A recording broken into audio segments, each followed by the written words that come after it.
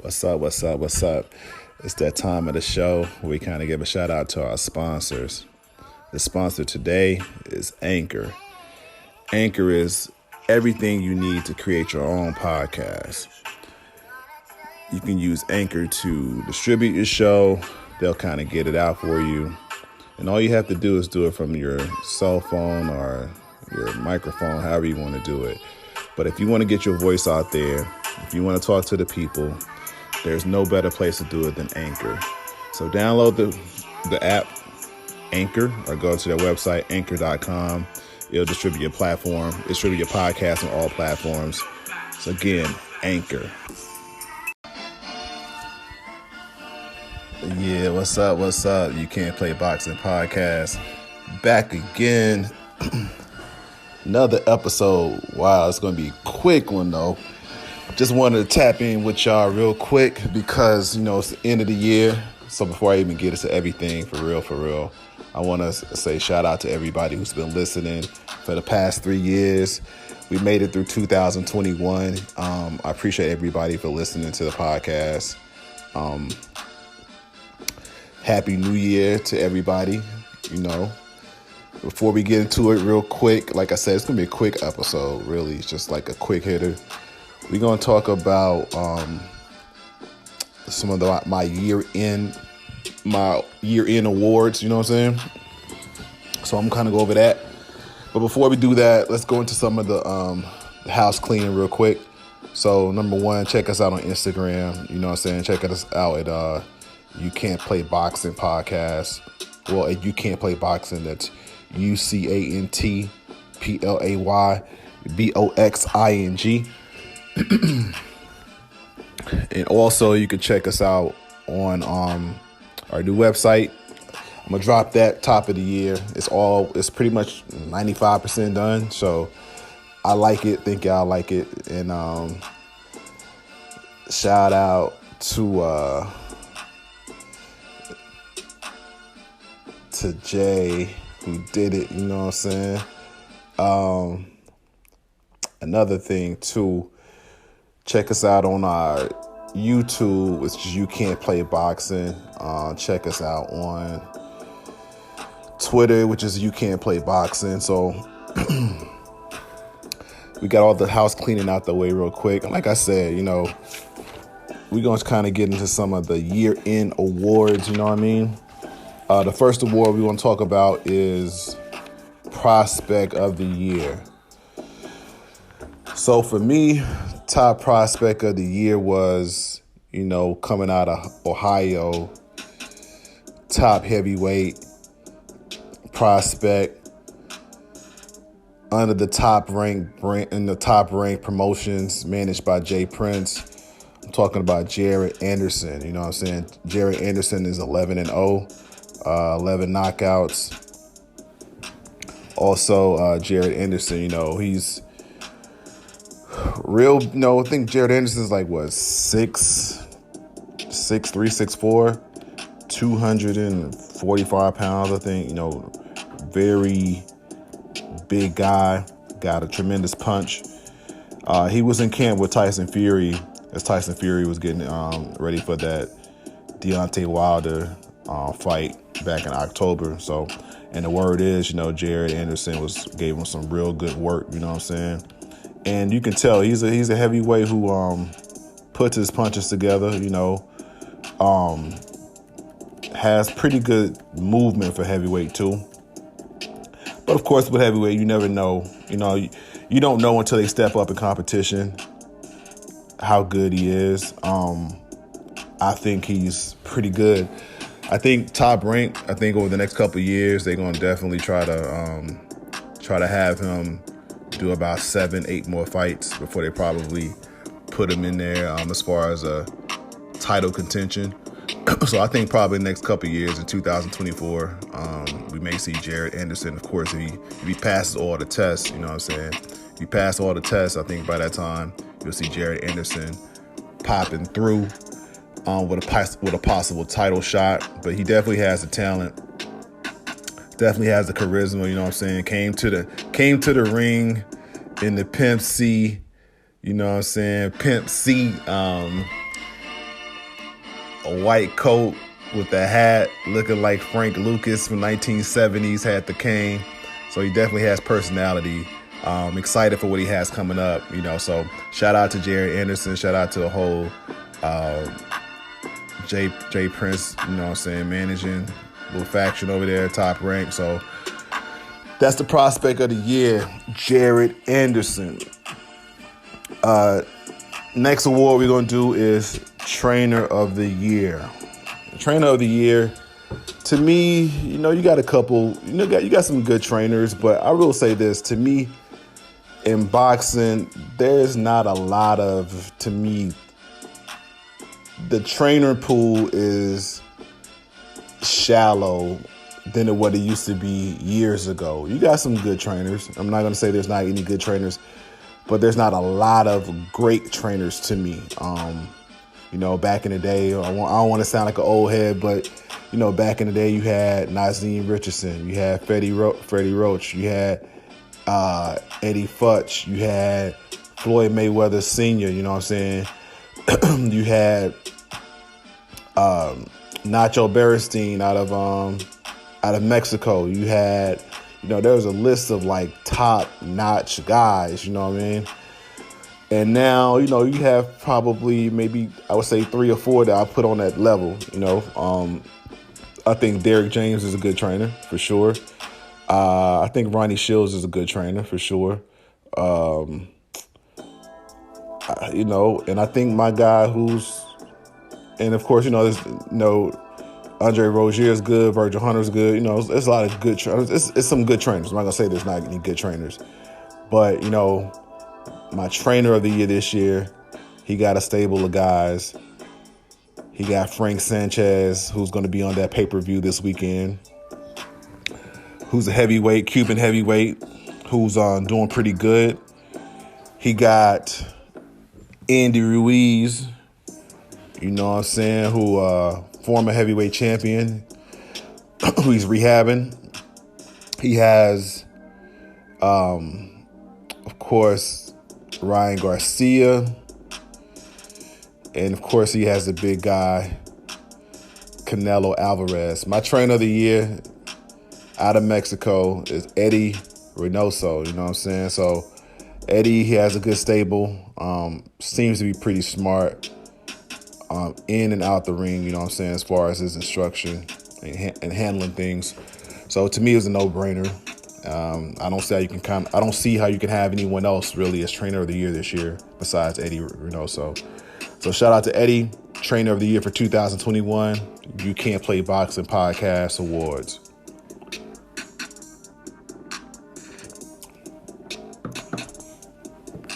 Next, we're going to go into Fight of the Year. And there were some good fights this year, a lot of upsets, We had a good fight with Terrence Crawford and Sean Porter was a good fight. We had a good fight with Castaño versus, Charlo, Jamal Charlo, or Jamel. I always get them mixed up. Anyway, the 154-pound Charlo. They had a good fight. And there's some other good fights too. But to me, and I was in attendance for this fight, the biggest boxing event that I was in attendance for this year, in Las Vegas, October 9th, a fight that's going to be talked about for years upon years upon years. A fight that leading up to it, you had a lot of bad blood. You had accusations of cheating.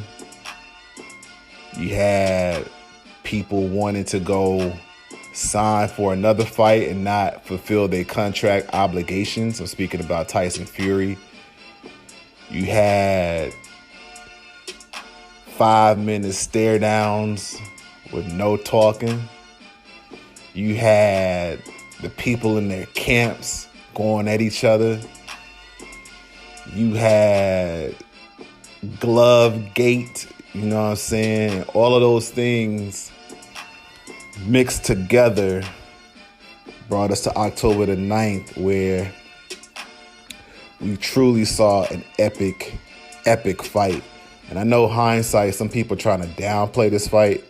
No, it was truly epic. I mean, just so you think about it, you got Deontay Wilder coming off of his first loss by knockout, or TKO basically. Hadn't fought Tyson Fury in 20 months. No, there's not 20 months. Yeah, 20 months. Hadn't fought. Got a new trainer, made these accusations, and he had to sue to get his rematch that was in the contract fulfilled, because Fury was about to fight Anthony Joshua. You got Fury, who's been accused of being a cheater, who has some accusations in the past of drugs and even cheating in the past. And he had his knockout win over Deontay Wilder. Not even to mention that the first fight, basically 2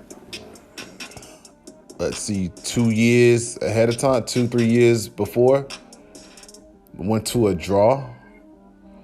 So you got that, and then they finally meet with each other. The intensity between both camps is something that you don't see that often. You know what I'm saying? You don't see that often these days. They truly didn't care for each other.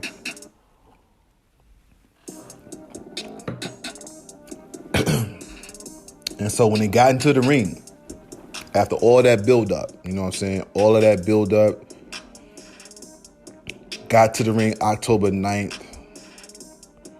This shit was epic, bruh. Like, first round, Deontay Wilder comes through.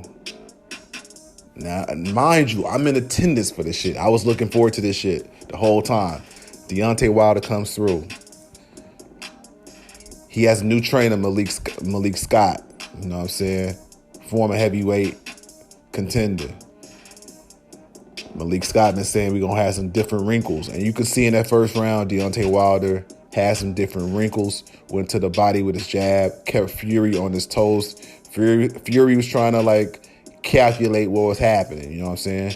Deontay Wilder clearly won that first round. I'm not going to do the whole recap, but this fight was epic, though. Second round, of course, Fury starts to calculate what's going on a little bit. And he caught Deontay Wilder and dropped him. And I'm in the crowd, and you thinking like, oh shit. What's that second? Yeah, oh shit, he dropped him. And that was third round. I'm mixed up, right? But anyway, after that, the very next round, Deontay Wilder, when people think he's done, he drops Tyson Fury 2 times. In the fourth round, that first shot, you can literally see his power going through Tyson Fury's body. It was like Mortal Kombat. You know what I'm saying? It was like Mortal Kombat. Like he froze Tyson Fury. And Deontay Wilder, if you ever see in these interviews before, he says when he punches, he doesn't punch just to punch. He tries to punch through you. You can literally see in that shot where the power that he had was going through Tyson Fury's body like he got shocked. He went to all his fat and everything. Tyson Fury, he has a hell of a chin because when a shot hit, it was delayed reaction. He didn't fall for another 3 seconds after that. So his chin must be on some otherworldly shit. Gets up, Deontay Wilder drops him again, and you're thinking, oh shit, Deontay Wilder's about to win this. I'm in the stands going crazy. Deontay Wilder has 2 knockdowns. Tyson Fury has 1 at this point after round 4. Then you got round 5, round 6, round 7. Fury starts to take control.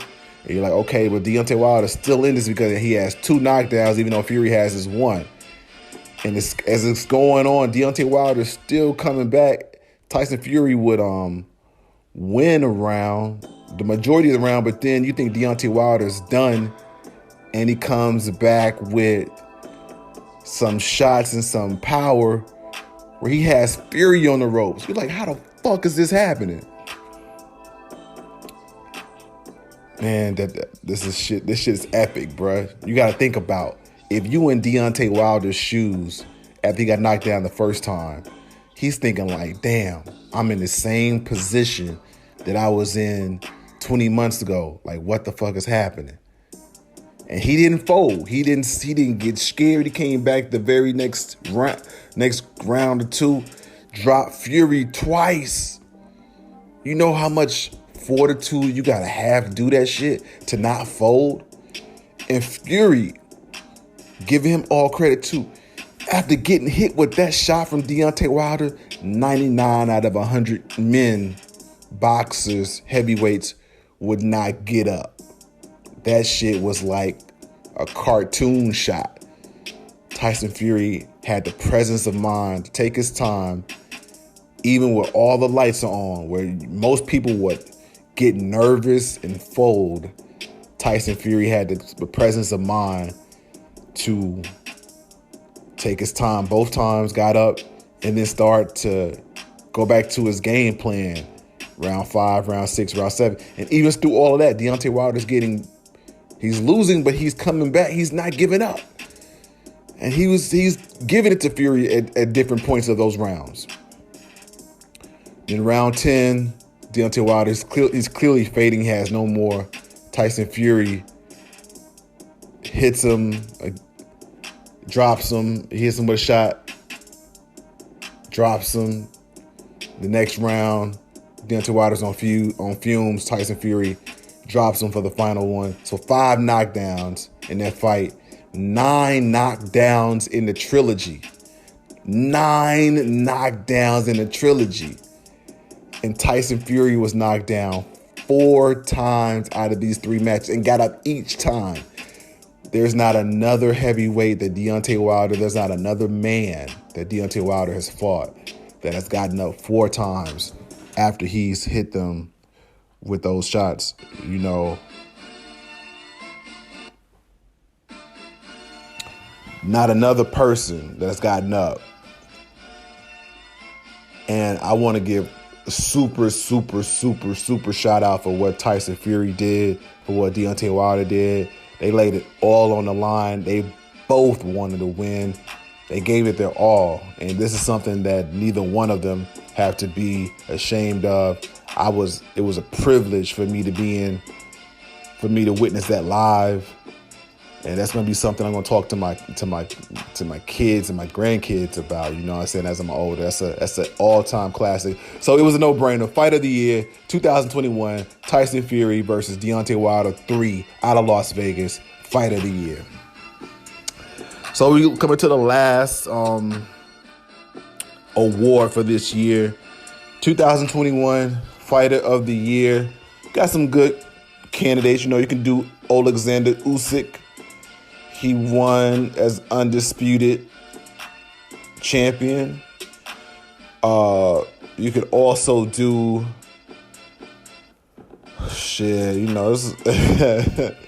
I think he was the only credible one to me. But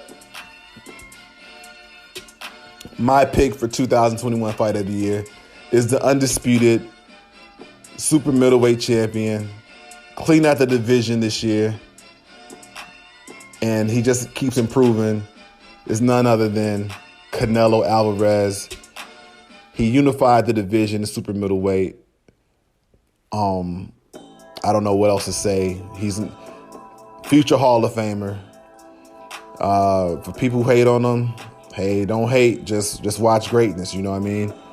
So 2021, You Can't Play Boxing podcast Fighter of the Year is Canelo Alvarez. So I said this is going to be a quick podcast. I'm going to check up out of here real quick. Remember, we're going to drop the new website 2022. So I'll drop that in the next episode, hopefully. Check us out on Instagram. That's You Can't Play Boxing. That's UCANTPLAYBOXING. And check us out on YouTube. You Can't Play Boxing.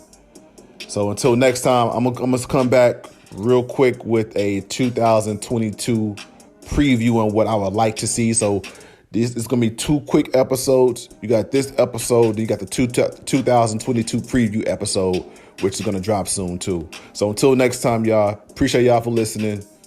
Peace.